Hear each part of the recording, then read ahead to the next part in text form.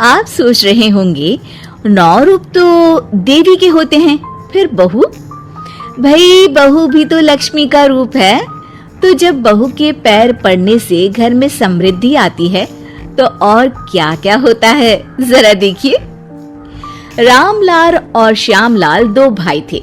दोनों बड़े ही प्यार से साथ ही एक ही घर में रहते, लेकिन दोनों की बीवियों का रवैया एक दूसरे के लिए बिल्कुल ठीक नहीं था। एक दिन रामलाल की बीवी कहती है, अरे रमा, ये क्या कर दिया? सारा कचरा पूरे घर में फैला दिया। माफ करना दीदी, मैंने रखा तो एक ही जगह था, लेकिन हवा इतनी तेज चली कि उड़ गया। अभी उठा देती हूँ। हाँ हाँ, जल्दी करो। और एक बात, अब भाई साहब से बोल देना कि 2 रसोई कर ले। पता तो है मेरा बेटा सोहन बड़ा हो गया है, अब लड़की वाले भी आने लगे हैं, तो उसकी शादी हो ही जाएगी इस साल। हाँ हाँ दीदी, मेरा बेटा विहान भी तो बड़ा हो गया है और उसकी भी तो शादी होनी है। ठीक कहती हैं आप। अब हम ऊपर वाले तल्ले पर शिफ्ट हो जाएंगे। मैं विहान के पापा से बात कर लेती हूँ। बात नहीं करना, शिफ्ट होना है, क्योंकि मैं अब साथ नहीं रह सकती। हाँ हाँ दीदी, ठीक है ना। फिर क्या, हो जाते हैं एक घर के, एक परिवार के 2 टुकड़े और 2 रसोई, दोनों के बेटों की शादी। और फिर शुरू होती है कहानी। अरे मेरी बहू तो ढेर सारा दहेज लाई है। ये देखो, बड़ा टीवी, एसी, कार और गहने भी। दीदी, ये तो बहुत अच्छा है, लेकिन है कहाँ आपकी बहू? वो सो रही है, थोड़ी रिजर्व टाइप की है ना, अपने ही कमरे में रहती है और ज्यादा बात भी नहीं करती। तभी रमा की बहू की आवाज आती है, माँ कहाँ है आप? जल्दी आइए, नाश्ता ठंडा हो रहा है और मुझे भी भूख लग रही है। आ रही हूँ बेटा, रुक। दीदी चलूं क्या? ये लड़की मेरे साथ ही बैठकर खाती है, वैसे भी भूख लगाई है। ये बोलकर वो चली जाती है। तभी श्यामा की बहू बाहर आती है और बाहर की ओर जाने लगती है। अरे बहू, कहीं जा रही हो क्या? क्या है माँ जी, बिना बात के ठोका मत करो। जा रही हूँ मैं। वैसे भी मेरे पापा ने कार घर में रखने को तो नहीं दी है ना। अरे नहीं नहीं बेटा, बिल्कुल बिल्कुल, घूमो घूमो। मैं तो कहती हूँ मुझे भी साथ लेकर जाया करो, साथ ही घुमा करेंगे। अरे नहीं नहीं, मैं आपके साथ बिल्कुल भी कंफर्टेबल नहीं हूँ।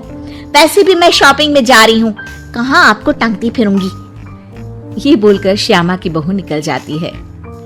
तभी उसके कान में ऊपर वाले तल्ले से हंसने की आवाज आती है। और ये कौन इतनी जोर जोर से हंस रहा है? ऊपर जाती है, जहां वो देखती है कि रमा और उसकी बहू साथ बैठकर बातें कर रही होती हैं। फिर तो मम्मी जी इतना मजा आया कि मैं क्या बताऊं।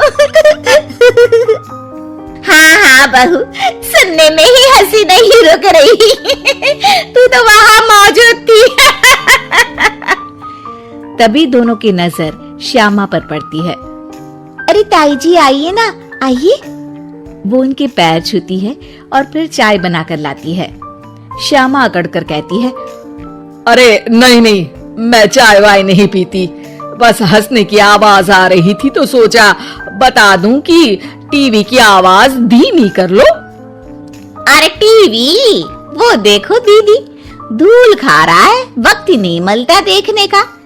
बहू के साथ वक्त कैसे बीत जाता है, इसकी बातें और किस्से कहानी किसी सीरियल से कम नहीं होते।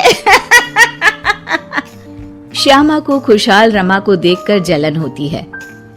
हाँ हाँ, मैं तो तंग आ जाती हूँ इतनी सारी बातें करके, मुझे तो सुकून पसंद है। ये कहकर श्यामा चली जाती है। अगले दिन रमा अपनी बहू के साथ घर से जा रही होती है कि तभी दरवाजे में श्यामा उन्हें टोकती है। अरे कहाँ जा रही हो दोनों? अरे देखिए ना दीदी, इसे शॉपिंग करने जाना था, मैंने कहा अकेली चली जा, तो कहने लगी मम्मी जी आप घर में अकेले बोर हो जाओगे ना, आप भी चलो हमारे साथ। अरे अभी इस उम्र में तू कहाँ घूमेगी? अब देखते हैं दीदी, जहाँ ये लड़की घुमा दे। अब मेरी बहू भी कल गई थी कार चलाकर। हाँ, तभी रमा की बहू कहती है, ताई जी मुझे तो कार चलानी नहीं आती, लेकिन हाँ इस सुहाने मौसम में मम्मी जी को स्कूटी की सैर करा देती हूँ। श्यामा का मुंह बंद हो जाता है। वो अपने कमरे में चली जाती है जहाँ उसकी बहू बैठकर अकेली टीवी देख रही होती है। बहू तू भी कुछ बातें किया करना, मैं अकेले अकेले बोर हो जाती हूँ। तो क्या मैं यहाँ आपको एंटरटेन करने आई हूँ?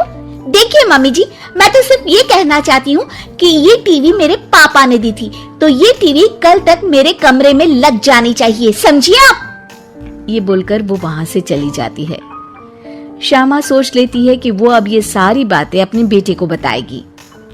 शाम को उसका बेटा जब घर आता है, अरे देख बेटा, तेरी बीवी सारा दिन अपने कमरे में रहती है, न बात करती है न चित। मैं बूढ़ी सारा दिन भूत की तरह अकेली घूमती रहती हूँ घर में। अरे माँ मैं क्या बोलूं, मैंने कई बार उसे बोला कि सबके साथ उठा बैठा करो, हंसा बोला करो और मिलकर रहो, लेकिन वो कहती है कि उसका मन ही नहीं करता। अरे क्यों मन नहीं करता है? ऐसा क्या हो गया? माँ तुझे याद है उसके पिता ने कार देने से मना कर दिया था, कहा था कि उनके पास पैसे नहीं है, साथ ही तेरे सामने हाथ भी जोड़ा था, लेकिन कैसे तूने उसके पिता के साथ बुरा व्यवहार किया था। उन्हें कहा था कि पैसे नहीं है तो किसी भिखारी से शादी कर दो अपनी बेटी की। हाँ बेटा, तभी तो आज दरवाजे पर इतनी लंबी कार खड़ी है। बस माँ, तो अब तू उस कार से ही बात कर और उससे मन लगा, क्योंकि पिता के आंखों का आंसू आपकी बहू के दिल तक उतर चुका है और आपकी इज्जत उसकी नजर में। अब श्यामा को समझ आता है कि कुछ निर्जीव चीजों से घर भरने से अच्छा है कि सजीव चीजों से जिंदगी भरी जाए। तो मेरे प्यारे दोस्तों, कैसी लगी आपको हमारी कहानी? कमेंट करके जरूर बताएं और इसे अपने दोस्तों के साथ शेयर करें। और हाँ, अगर आपने अभी तक हमारे चैनल को सब्सक्राइब नहीं किया तो जल्दी से नीचे लाल कलर का बटन दबाकर सब्सक्राइब करें और बेल आइकन दबाना ना भूलें, ताकि आप ऐसे ही नई मजेदार कहानियाँ देख सकें। तो दोस्तों, तब तक के लिए अपना ध्यान रखिए। धन्यवाद।